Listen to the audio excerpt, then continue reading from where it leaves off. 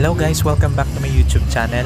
For today's video nga pala, andito tayo sa Kabangkalan City for their second Mayor Miranda Invitational Motocross Competition 2024. Ito nga pala guys yung first heat ng Ladies Open. We have 7 riders here. Yung nangunguna po dito is from Sagay City, Charlotte Goliarde, 920. Then second rider is from Iloilo. Yung third po is si Sean. Then yung naka-red po na rider is si Blanca Flor. Saka yung fourth si Blanca Flor din.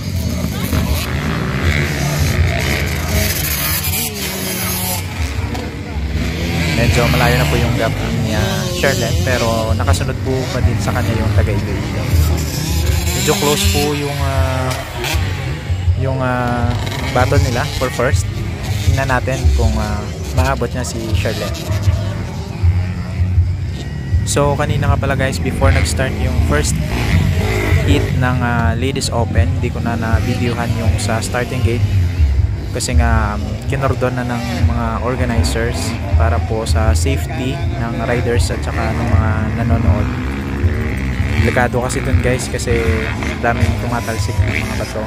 So for safety of everybody po, kinordon na lang yun. So ito po, currently first is Charlotte Goliarde, second lap na to. Kung makita nyo dito, muntik nang nag-slide si rider from dito. Pero ang save naman po niya. Charlotte Goliarde nga pala po, nag-change na siya ng bike noon. Yung gamit na is KTM. Looping ngayon po is CRF. Then si rider from Iloilo, I think she's using CRF 150 production din. Ito po yung naka-red, si Blanca Flor. Currently 4th po siya, tsaka 5th yung nakasunod sa kanya. I think from Iloilo din siya.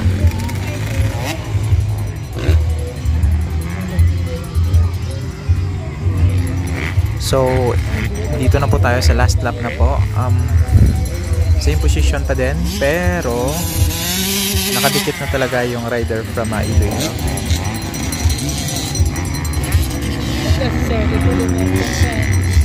Ano ba, kung makikita nyo, second pa din siya. Tingnan natin kung makukuha niya si Charlotte hanggang sa finish line.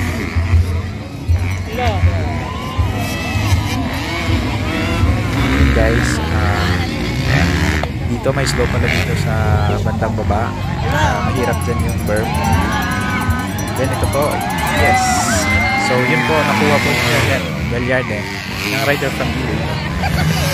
At saka yun po, yung first place po is the rider from Iloilo. Then second place is Charlotte Goliarde. Then yung third po si Sean. Fourth is yung rider from Iloilo din. Then yung fifth is si Blanca Flor po. Thank you so much guys for watching. And I hope nag-enjoy po kayo. Tsaka please like and subscribe to my YouTube channel. Tsaka pwede nyo din guys na i-share yung mga videos ko. Thank you so much sa suporta nyo. At God bless us all guys. Salamat!